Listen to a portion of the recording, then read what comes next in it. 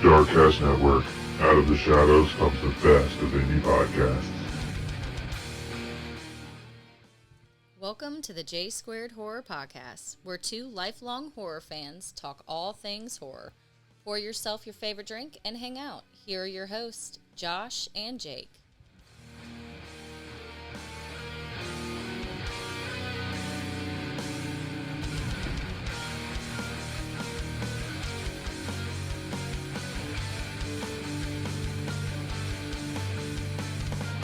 Hey guys, welcome to the J Squared Horror Podcast. I'm Josh. And I'm Jake. And on today's episode, what movie are we going to be discussing? We are discussing 2023's Totally Killer, directed by Nadashka Khan. This movie is available on Amazon Prime for your viewing pleasures. If this is a movie you want to start before you get into our episode, go check it out on Amazon Prime. It came out in 2023. I'm pretty sure, yeah. 2023. It is a comedy horror film, I guess, would be considered what it is. What do you think? I would 100% agree, yeah. Yeah. Horror comedy. All right. Horror comedy. But before we get into this horror comedy that is an hour and 46 minutes long, what would we like to let anyone new to the J Squared Horror Podcast know, Mr. Jake? As always, like and subscribe on YouTube. Pretty, please. Also find us on Spotify. We're on there. As well as Apple. Yes. We're also on Instagram. Yep. J Squared Horror Podcast, link tree in the bio. New episodes every Thursday. Every single Thursday, two lifelong horror fans decide to get together. We drink. Sometimes we invite guests on. Sometimes it's just me and him. But we drink and we talk all things horror. This is not an information-based podcast. This is a communication-based podcast. Meaning, imagine you just finished watching a horror movie with your best of friends, and you guys are just talking in the parking lot, talking at the house, and going over all things that happen in this movie. That is literally what we do. It is. Every episode. Whether we have a guest on or not, we just like talking all things horror. It's fun. It's an exciting thing. We haven't found anybody like us yet. But if you would like to be a part of this here J Squared Horror Podcast, you can always go to www.jsquaredhorrorpodcast.com. There you can easily navigate our webpage to either request an episode or to request to be on an episode live and in person. Now, what I'd also like to mention real quickly is we are a part of the Darkcast Network. Give it up for them, ladies and gentlemen. Whoop, whoop. The Darkcast Network is a podcasting network about independent, strange, dark, and now horror podcasts. They welcomed us in a couple years ago, and we are super excited to be a part of their podcasting network. As you guys heard already, we release episodes every Thursday, so if you need a podcast to fill your void for the week, please go check out all the great content creators over there at the Darkcast Network. Those guys and gals are amazing, and they put out great stuff. Now, this movie was a spur of the moment. Yes, it was. We had another idea and plan, didn't work out, which is fine. Shit happens. This is the J Squared Horror Podcast. We fly at the seat of our pants 90% of the time anyway. Very true. I flipped a fucking coin this morning to make sure that this is what we were going to cover. 8:30 this morning. 8:30 a.m. I was flipping a coin at work to see what we were covering. We're not going to tell you what it was up against, but this is the one that won. And what I will say is I had 5 different people flip. 5 different people flip this coin. When I flipped it, it was this, and I was like, I'm not okay with that. So I had multiple. Only one time did the other one win. One time. It was so meant to be. The fate was speaking on behalf of Totally Killer. Now, Totally Killer is. I was excited to watch it. I really did. Off the preview that I saw, I was excited to watch it. Yeah, in the freaking mouth a few months ago, I also wanted to see it. Yeah. So the quick little synopsis of this is when the infamous Sweet 16 killer returns 35 years after his first murder spree to claim another victim, 17-year-old Jamie accidentally travels back in time to 1987, determined to stop the killer before he can start. Now, What I will say is we covered a movie in December that is damn similar to this here film. And Which one do you like better? I like this one better. Okay. What about you? Same. Okay. Yeah, I definitely would say I like the acting in this one better, Yeah. even though, it's a very similar premise. Very similar premise. It just, it picks a popular decade, you go back to it, and just enjoy all the aspects of it. No, yeah, I agree. They both came out in 2023, so I can't quite decipher which came out first or last. But it is very similar to It's a Wonderful Knife, and as we know on the podcast with our analytics, that one didn't do as hot as some of the other ones in the month of December. And neither will this one. I'm hoping that this one does well. We're coming off of some pretty great success the last week. You guys, all of our fans out there, any new or old, really turned out for this last episode where we covered Texas Chainsaw Massacre with the Mrs. Mallory. It was well beyond expectations. Yeah, you Fairweather fans really surprised me when you came out. Thank you. So whatever that means from Mr. Jake here. Y'all know exactly what it means. I'm excited. I think that it's at least talkable, and like I mentioned before, if you haven't seen it yet, it's available for free on Amazon Prime. But we're about to get into it now. So, time traveling comedy horror. Not something that we relate to or talk about very easily. Correct? So I love just time travel movies in general. Yeah, which are referenced in this here fine film. Yeah. Yep. But I feel like with the similarities that it has with It's a Wonderful Knife, I figure whichever one you would have watched first would then deter you from the other one. Is that a fair assumption? Yeah. So if we did not have the podcast to do, Yeah. after time has passed when it first came out to now, I don't think I would have ever really watched this movie. Just based on knowing it came out around the other time as It's a Wonderful Knife. Yeah. Which kind of, left things to be desired. It did. It did leave things to be desired. And if you guys want to hear that one, obviously you can go back in the Analogs of J Squared Horror Podcast to watch that and listen to that one.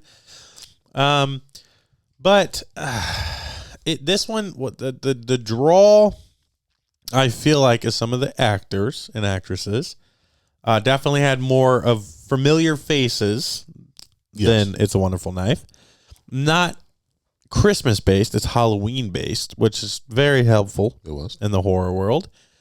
But also, it hits exactly the same. And that's not a shot at this movie. That's not a shot at It's a Wonderful Knife.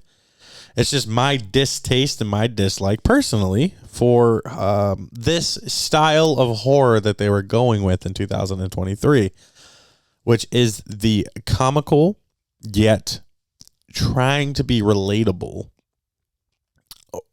modern horror, which I guess Thanksgiving did a big job on it for us too. Yeah. Just as far as how it looks, how the acting is, the storyline that's very weak and very easily predictable. The only thing that this one might have on, say, it's some of the other ones, is there's a podcast in this here movie. And being that we are podcasters, as you guys all know, as we both know. Correct. Do you enjoy when you hear that word, or does it make you cringe when you hear that word in movies? Cringe. I've never seen, at least in horror movies, a podcaster outside of the great podcast. The great podcast from Ghostbusters. Ever be portrayed in a positive light. Yeah. Whether it's Halloween 2018. Yep. This movie, podcasts are always piece of shit people. Yeah, there are people that are willing to put everything above morality for their podcast. They're pretty much the modern day Gale Weathers. So let me ask you this. Do you think that there would ever be a situation where, as podcasters, and we're very horror specific, so it's hard for us, we don't get into true crime or spicy noodles or anything like that. But do you think at any point, do you think you could become that? Or do you think that who you are as a person and who we are as podcasters would keep us clear from that. I don't think I would ever be involved in anything like that. Yeah.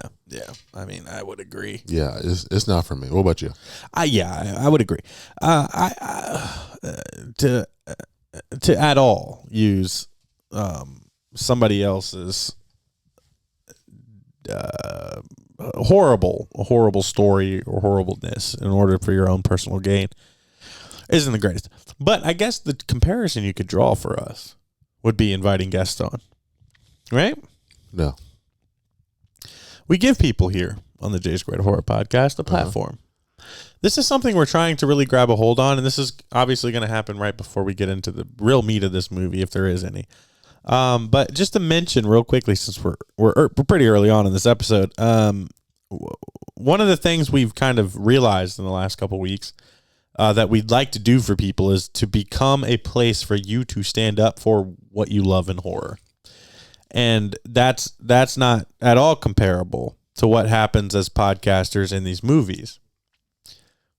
But at the same time, you have to know what you're getting into with two people that study horror and that will argue each other and anyone else to the death on anything and everything that is related to horror.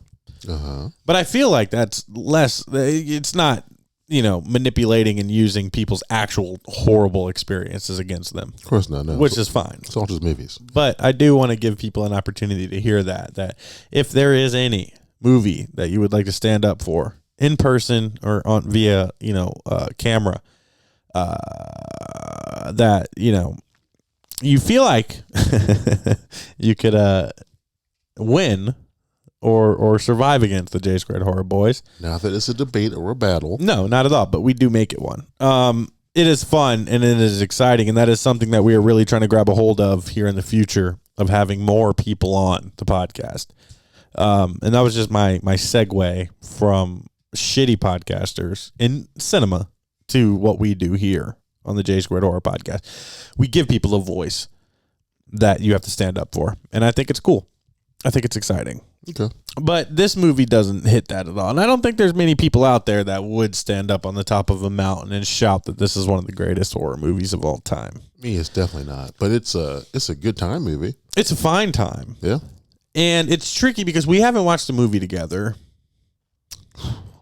unless it's in theater. Yeah. So Quite some time. it's been a while. It's been a while. And it's hard not to, as best friends and as horror content creators, not to talk during the episode or during the movie. Yeah. That then negatively affects the Here podcast that we are doing. But we're going to try to navigate that as best as we can. So with that, this movie, I gave you guys the synopsis already, so you guys kind of know what you're getting into. Yeah. So for me, the first 20 minutes, Yeah. maybe 25, Yeah. I was in. I was fully in, Yeah. to be completely honest with you. I like the setup. I like the actors and actresses, which I've already mentioned.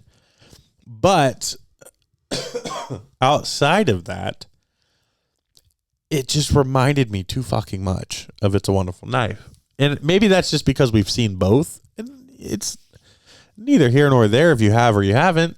But I will say, if you have, it's tough. It's a very tough watch because I can't really determine or differentiate differences between the two of these movies other than the time of year in which they're shot.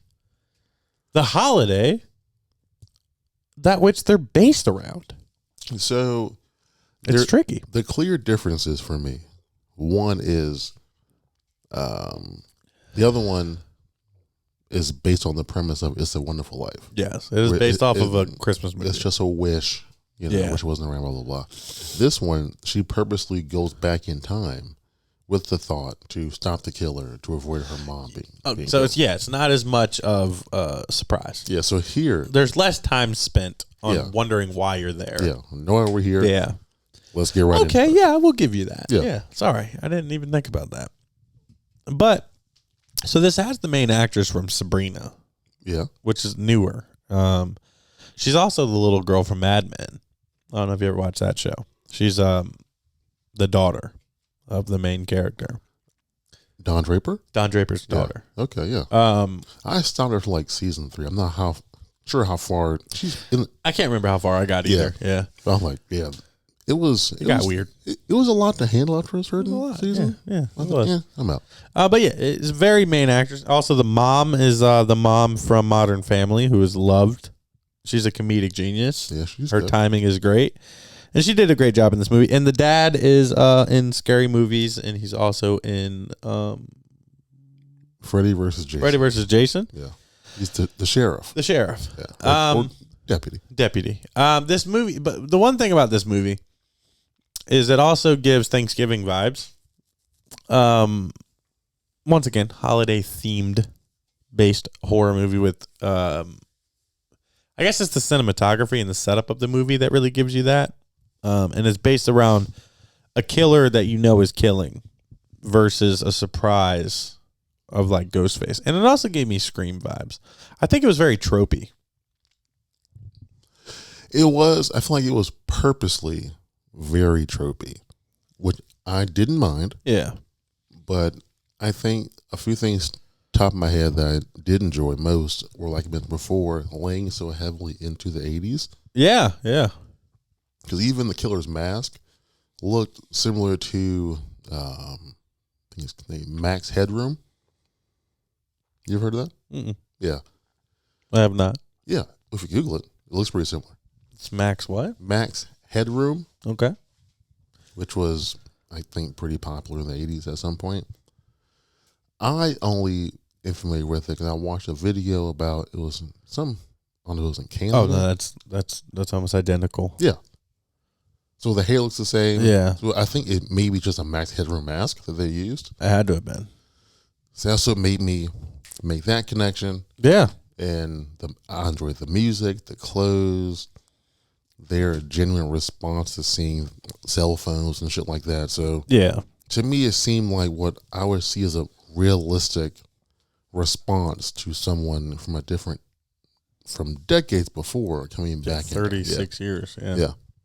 And I like when she told the girl who you find out is the mom of the girl who made the time machine, she believes her immediately. Yeah. That's why it makes me think of It's a Wonderful Yeah. Life. Because the girl in that didn't take very long to convince that that's what was going on. Which is fine because you present them with things that they can't deny. In this instance, it's a journal and a time machine that she had started creating at a young age, which is believable because nobody else would know about that if you kept it a secret. So that was cool.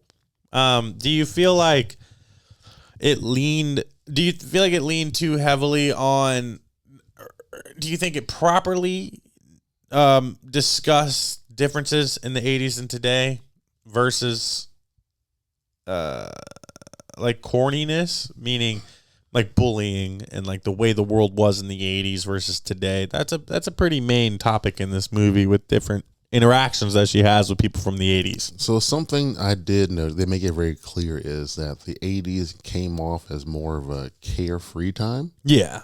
So, but on the flip side of that, you know, it makes you think, well, is modern day too sensitive? Yeah. And someone today couldn't survive in the 80s? Yeah. So it kind of plays on that too. Because when she goes to the school and she's prepared for whatever question she's asked to get a no for it. Yeah.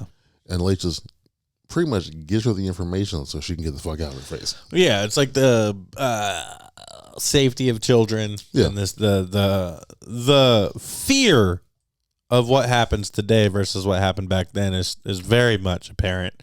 And there's also the bullying differentials, the male and female differentials of how people reacted to feminine female lead characters back then versus now.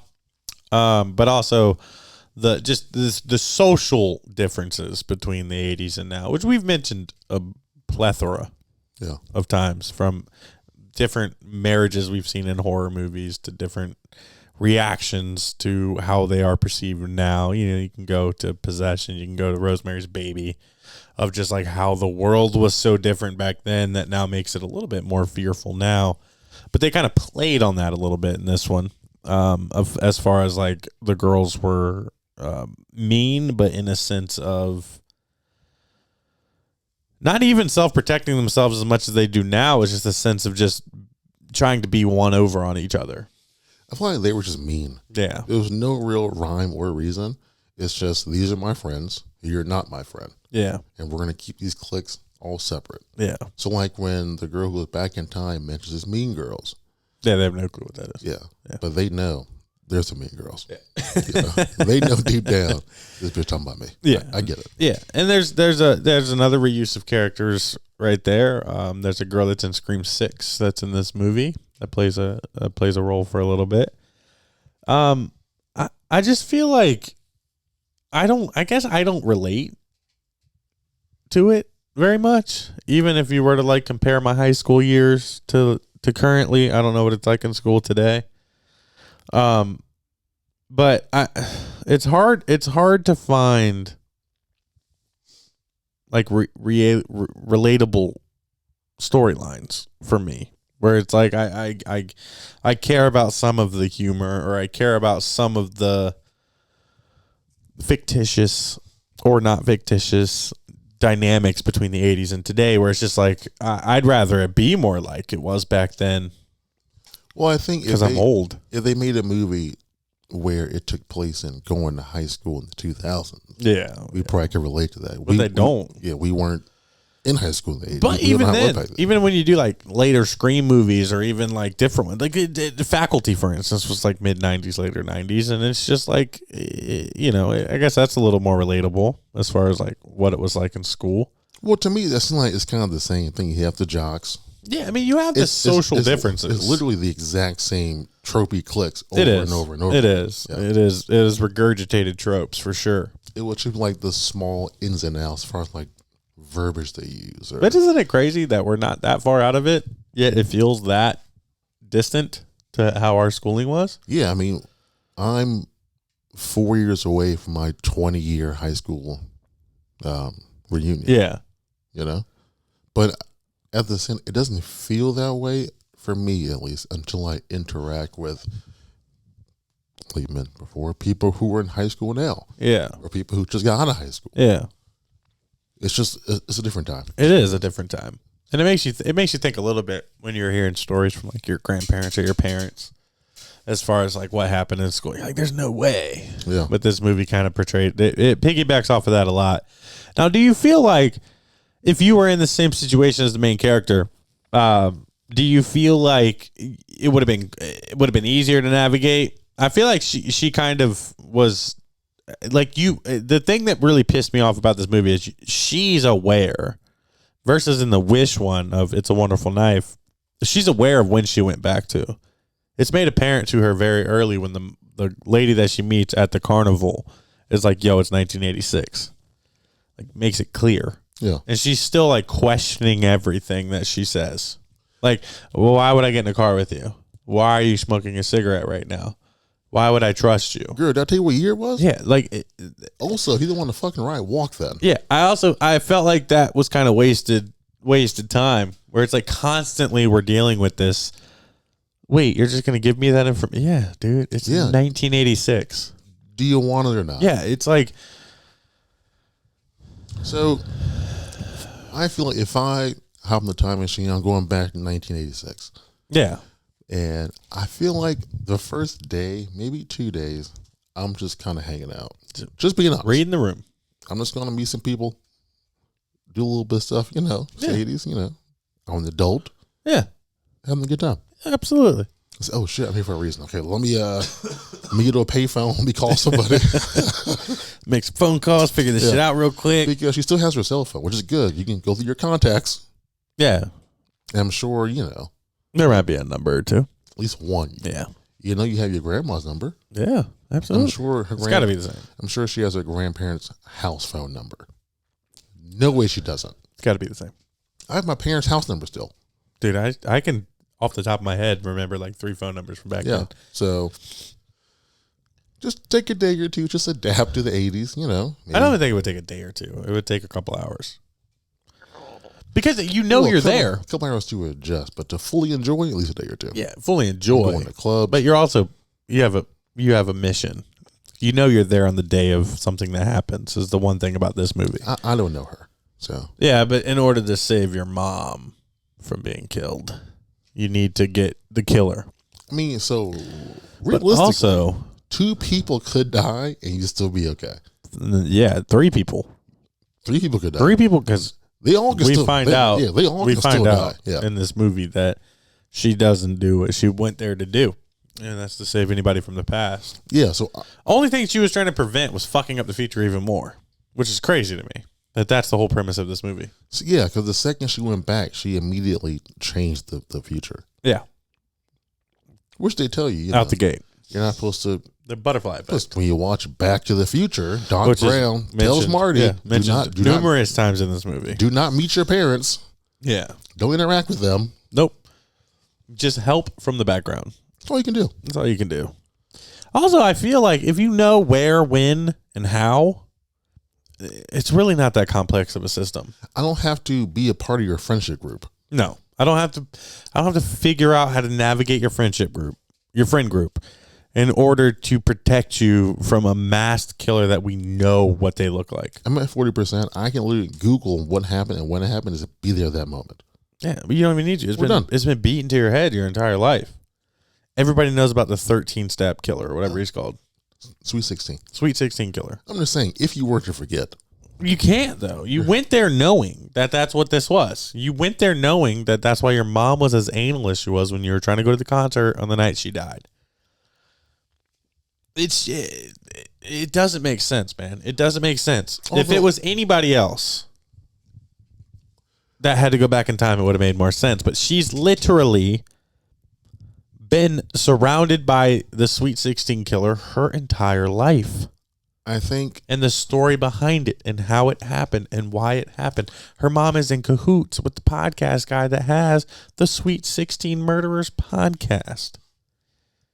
She's in cahoots with him. it's been 35 years and now we want to solve the murder.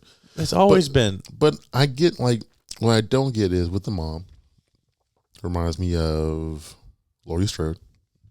Yes. Yeah. It's been quite some time now. Move on. We're still worried about this? Move on. A one-time incident 30, almost 40 years later. where a couple of your friends were killed? Yeah. It's literally the same premise. Yeah, which we find out later. From Yeah. Halloween to Yeah. Halloween 2018. It's the same fucking premise. Yeah. And 2018, correct me if I'm wrong, came out prior to this movie. It did. So I don't know, man. I feel like this is just it's just a cookie cutter 2023 horror film. It is, man. I mean, I feel like there's not much to expect when a movie comes out. I mean, on Amazon. Yeah, I mean it's a prime, for me at least. It's not. I'm not thinking like this is gonna be. and I think it's a movie. Blumhouse. I think we heard in that video you were watching. Who have been kind of wishy-washy lately with their movies. They've been very wishy-washy. Very with their up and movies. down. That's why the Exorcist thing is up in the air, and many others, and directors aren't necessarily getting the phone calls they expected to get. Yeah, because now you're just following the Blumhouse formula, Which isn't making horror movies. which isn't good. It was good when It originally started pretty solid, when it was original. It was good. but then they started doing what they're doing. I don't know, man. I just feel like the trailer versus what you get is significantly different. Which I think in certain aspects is good. It's good and it's bad. Good in the sense of it's not what you saw exactly in the trailer, which I'm always big for. Speaking of which, I was watching something and I cut it off immediately. But I was talking about one movie and he compared the trailer thing to watching the trailer for Late Night with the Devil and watching the movie, and the two don't match up. Uh-oh. Yeah. I haven't watched any more other than the one I sent you. Just that one. Yeah. Oh, it's completely different. How has he seen it? You only have early screens and stuff. The Yeah. people that get paid by those guys? Yeah. Yeah. I still want to see it, though. I do too. I like that actor a lot. I do too. Yeah. Creepy guy. Yeah. He's in He's a Batman. The Boogeyman too. Oh, that's what we're saying. Yeah. But nobody knows. Only 2 people here know. I don't know, man. I feel like it was maybe it's like a nice intro for people that know a lot of the actors and actresses from today and can get into horror based off of their portrayals of characters. I get that. I'm not against that at all, especially the Sabrina character. She's obviously brought people on from that show. Yeah. So it's weird from our perspective, the J Squared guys' perspective from this movie. Being that I thought it was more or less Hot Tub Time Machine. Yeah, I mean, that's that. We mentioned it when we were watching it earlier. Which is a great movie, by the way. It's a great movie. I love John Cusack. I love those movies. Yeah, I love that movie. The other one. It's something about going back to the 80s. I feel like it was misused. I feel like if they would have done it like you said, where it's like, let's enjoy the 80s for a little bit, let's party a little bit. That played into that comedy aspect. It would. Yeah. It would. Yeah. It was taken a little more seriously than it should have been. I agree. And that's fine because it's just not what we were looking for, which is it's fine. We're not going to match every movie we ever watch. And the tricky thing about being thrown into an episode idea day of is this right here. This movie had to have come out in October. This had to have been a Halloween. It had to have been close to. It had to have been close to. Just throw it out to watch it during the season. Nothing too serious. Yeah, I mean, September 28th, 2023. So literally 2-3 days before October. Yeah, just something to enjoy during the season. Yeah. Don't take it seriously. Watch with your friends. Be done with it. Yeah, no, for sure. And it is that. It is literally that. It is the watch it with your friends, enjoy it for a possibly holiday fix, and just go from there. Because, It's a Wonderful Knife came out November 10th of 2023.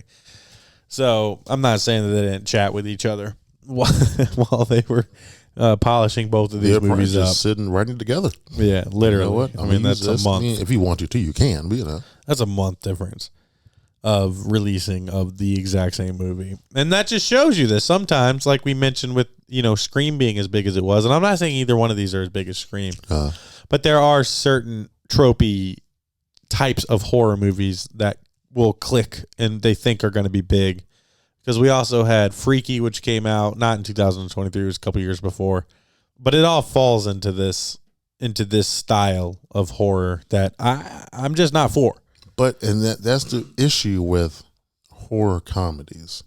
Yeah, you can't make it you can't portray it as if it's a legit horror movie. Yeah, with comedy elements. Yeah, you have to be full on. I think be full on comedy with horror aspects to it. Yeah, and there's some channel or some videos, like little clips that I've watched where this guy swears up and down that they cannot coincide. Horror and comedy. Yeah. Which has he ever seen Shaun of the Dead? Well, yeah, but which, and he brings up, for sure I remember him bringing up Tucker and Dale versus Evil. It's a comedy with horror aspects, which I disagree with. But also, I don't know if he mentioned Shaun of the Dead or not, but Shaun of the Dead does it better than most. And you guys have heard us talk about that numerous times. We have an episode on it, so we're not going to go into that too much. But it does appear, and it sucks to say because I thought I was a pretty big horror comedy fan.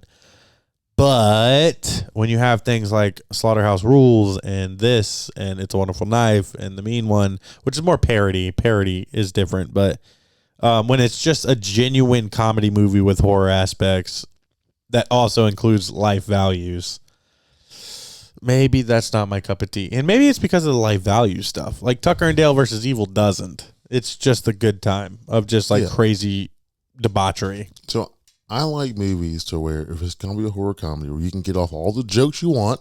Yeah. Get off all the jokes, but have the horror element. Yeah. Don't make it a horror movie with a couple of shitty fucking jokes in it. Yeah. Yeah. And say it's a horror comedy. Yeah. It's not. It also don't over CGI. Just like Scream has funny aspects. Oh, yeah. Well, but then again, we've looked back at Scream and been like, was it meant to be that funny? True, that's what I'm saying. That's why Scream's not a horror comedy. Yeah, Scream is just horror that is funny to us later on. Yeah, yeah, because it comes across a lot more corny than it did when it came out. It came out as like a fucking epic Wes Craven fucking next level horror movie. You have to fully commit to one or the other. Yeah, and I feel like after watching some of these, what's happening is what people are fearful of with comedy horror films. Yeah. Not horror comedies, which is the fact that you go with this Hallmark storyline with blood and gore with a couple of comedic punchlines. And I feel like that's where the problem is. You look at them, and they're the same. Yeah. You watch them, and they're the same. Yeah. Where it is exactly what you're saying. It's a comedy movie with some gore. Yeah. And really tacky punchlines. It's maybe it's just because we're maturing out of the don't take this the wrong way, anybody that would find anything funny, that middle school humor. It's bound to happen with the age we're getting at. We're not going to enjoy stuff like this maybe as much as somebody in their 20s. Yeah. We're not anymore. We're well beyond the high school funny and the mom and dad, teenager at home shtick. Yeah. That is so overused. Yeah. There are ways to go about it that I feel like is proper, and there are plenty of movies that can show you that. But these don't do it. They don't. I agree. They don't. They miss the mark huge for me. And it sucks because they do seem like they're budgeted very well. But then you see knife kills that are just CG. Yeah, a bunch of CG. And then it was CG smoke that one time. CG smoke one time. Like, give somebody a clove and call it a day, man. Whatever happened to real acting here, boys and girls? Like, what the fuck? Smoke a fake cigarette and call it a day. And it's the boomers in this, and I'll admit it. In this instance, I'm a boomer. Look at you. Yeah, I am. That is personal growth right there. It is personal growth compared to when I started this podcast. And it is what it is. We walked into this film very blind obviously we don't research a lot from the jump, but I flipped a fucking coin for this one, dude. Yeah. It is what it is. I wanted to watch it. I never knew if I really wanted to cover it or not, but here we are. You gave me 3, we chose 2, we flipped on it, and we got this one. And I feel like there is a group of people that could enjoy it. Of course. I'm not saying there's not. I'm not saying this is some abysmal excuse for a movie. For somebody that doesn't relate to this at all, it's very daughter drama driven. I'm a dude. So it doesn't tickle my fancy there. The dad's character isn't predominantly in it, so that kind of takes male audiences out of it a little bit. I do feel like this is a young woman's horror film. I feel like that's who would get the most out of it. Okay. And there's nothing wrong with that. I'm not saying there's not. It's just hard for me as a 32-year-old dude to relate. Okay. That's honestly what I feel about this movie. Did you get that same vibe from This One with the Knife? Now that I'm saying it, yeah. You got the same. Yeah. Okay. All right. And there's nothing wrong with that. And there's nothing wrong with saying that female-led horror films are bad, because a lot of them are derivative off of Final Girls, which is something that we have all cherished and enjoyed for generations. The movie Final Girls is a good movie. I haven't seen that one yet, and I think that's going to move up on our list of things to cover. Because it's a very similar premise to this. Yeah, so I would actually be intrigued, and because you've mentioned it a number of times as far as something that we can cover. And we've always danced around the idea, and then obviously with our actual Final Girl episode that we did years ago now. It's crazy to say years ago now. Years and years ago. But yeah, I just feel like there is a group of people that can get a lot out of this movie. It just might not be for either one of us. Yeah. Is there any particular part of this movie or storyline or plot line or anything that you took out of it that you feel like you could kind of dance off of in this movie? No.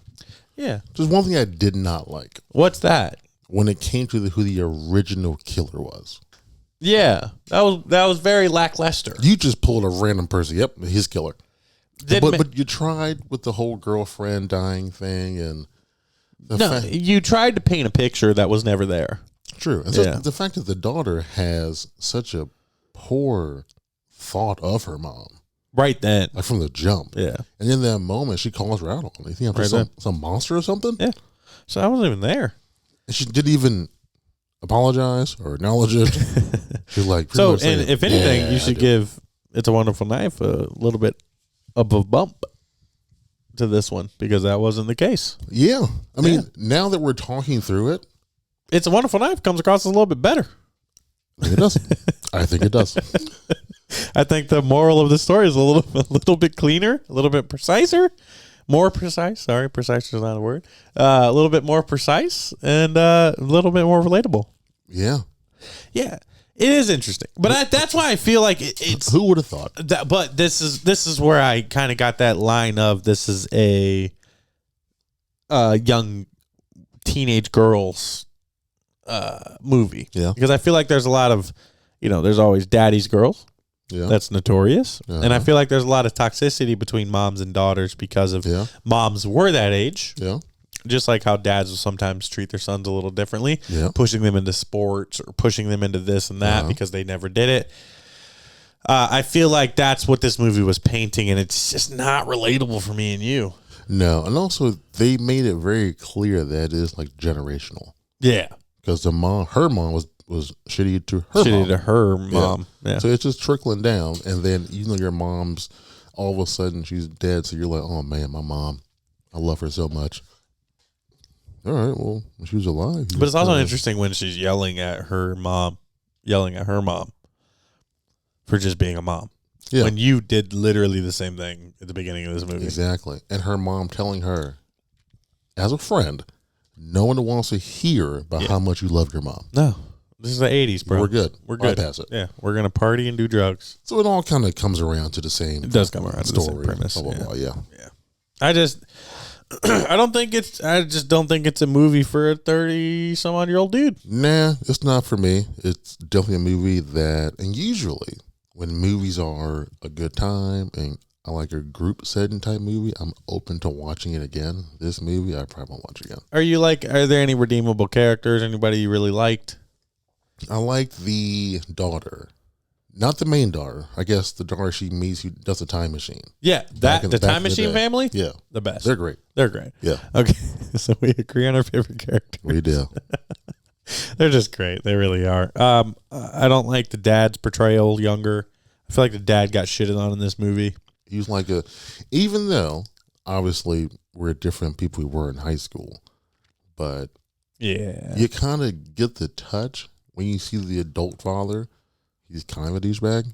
Slightly, or like a dumb jock in a certain way. Which is because you know the actor, but he's typecasted. True, but it lays so heavily into that. It does. Him in high school. Yeah, but also when it came down to the gritty, the like fighting, he was there. Yeah, he never backed down.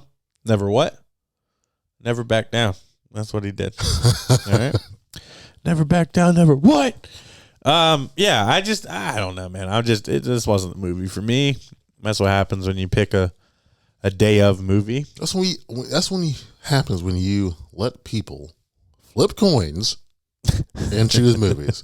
This is the product that you guys get. See that? It was based on luck. You see that? If you guys commented and let us know what you guys want to hear, we'd be a little easier to navigate it. Do that more. You'll get more this year if you don't.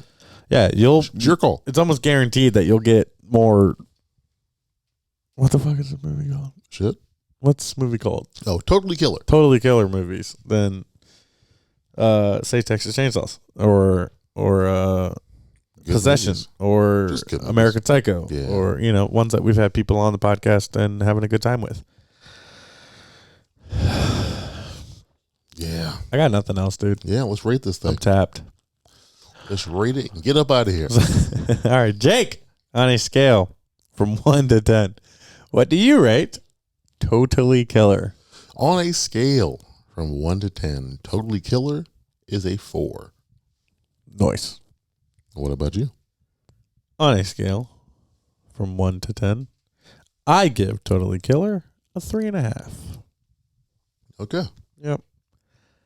Obviously, for the reasons we have mentioned numerous times in this here episode. Yeah, it ain't for me. It ain't for us.